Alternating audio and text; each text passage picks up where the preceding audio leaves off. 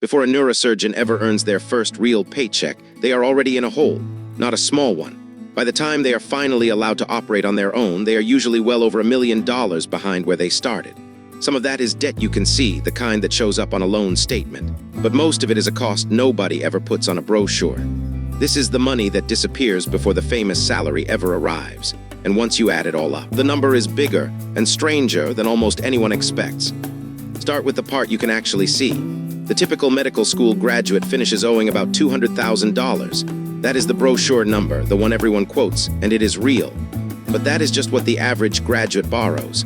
The full cost of attending is higher because it counts everything, including the part you do not borrow.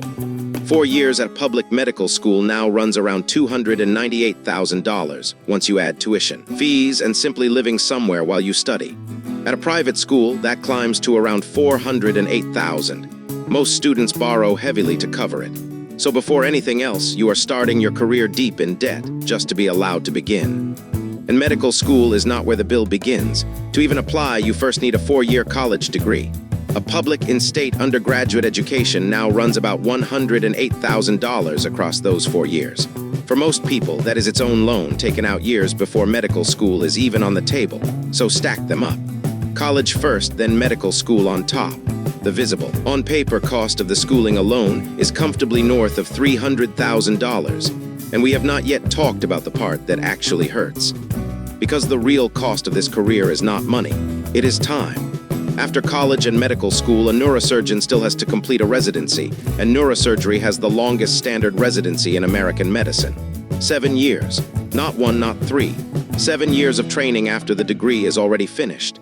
Add it all up, and it takes about 15 years from your first day of college to the day you finally become an attending, the doctor in charge. And here is the catch most people miss. Through those years, you are not waiting for free. You are working brutal hours for a salary of about $68,000 a year. A real wage, but for a decade of your life, it is all you earn. And this is the cost no brochure ever prints. Picture a friend who finished college with you and started working at 22 in an ordinary, decent job. While you are studying, then training on a resident's wage, that friend is earning a full salary, saving, and getting raises. For roughly 11 years, you barely keep pace while they pull steadily ahead. And here is the cruel twist. On a resident's wage, your minimum loan payments often cannot even cover the interest. So the debt you already have actually grows while you train. A 6-figure balance can quietly pile on $15,000 to $20,000 of interest a year. You go backwards on the visible debt and the invisible cost at the same time. Economists have a name for that invisible part. Opportunity cost, the money you never made because you chose this path. And modeled out, it is enormous. Compared with a modest earning peer, it adds up to something like $400,000. Compared with a high earner, it climbs well past $1 million. That lost income is larger than your entire tuition bill. The debt everyone talks about is not even the biggest cost. This invisible one is. Now put the whole thing together. The visible schooling comes to somewhere north of $300,000. Then you add that hidden mountain of lost earnings on top. And because that second number is a modeled estimate, not a receipt, the honest answer is a range. All in, becoming a neurosurgeon costs somewhere between $1 and $2 million before the first attending paycheck ever clears. Well over $1 million in almost every case. That is a calculated figure, not a precise one, and it should stay a range. The moment you pretend to know it to the dollar, you are lying. The truth is big enough on its own. So is it worth it? In pure money terms, eventually, yes. Neurosurgeons are the highest paid specialty in American medicine. Self-reported data from physicians puts the average around $764,000 a year. Another large survey puts it as high as around $900,000. There is a government wage figure too, around $371,000, but it lumps neurosurgeons in with other surgeons and almost certainly understates what they really make. So treat it as a floor, not the headline. Either way, the income is genuinely huge, but it does not start until around age 33 after 15 years of paying in. The reward is real. It just arrives a very long time after the bill does. Step back and look at the shape of it. Everyone fixates on the $200,000 of medical school debt.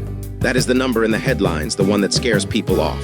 But the quiet, modeled cost, the years of earning almost nothing while your peers built savings, is larger still. The thing that hurts most is not the loan statement. It is the decade of your life that paid you almost nothing while the world moved on without you. The debt is visible, so we obsess over it. The bigger cost is invisible, so we ignore it. So what does it really cost to become a neurosurgeon? Not $200,000. Try well over $1 million once you count the years you spent not earning. The salary at the end is one of the largest in any profession, and for the people who reach it, it can absolutely pay that cost back. But you do not get there on talent alone. You get there by spending 15 years and a 7-figure hole on a promise that only pays out in your 30s. It is one of the longest, most expensive bets a person can make on their own future. If number stories like this are your thing, subscribe. Every figure here is sourced, and the receipts are in the description.